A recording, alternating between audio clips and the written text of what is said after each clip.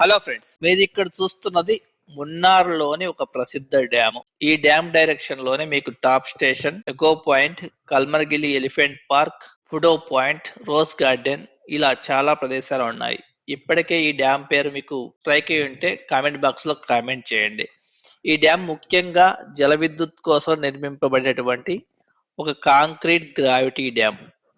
ఈ డ్యాము యొక్క ఎత్తు 83.35 మీటర్లు మరియు పొడవు 237.74 మీటర్లు. ఈ డ్యామ్ దగ్గర మీకు బోటింగ్ సదుపాయం కూడా ఉంది. ఇంతకీ ఈ డ్యామ్ నేమ్ చెప్పలేదు కదా, దీని పేరే మట్టుపెట్టి డ్యామ్.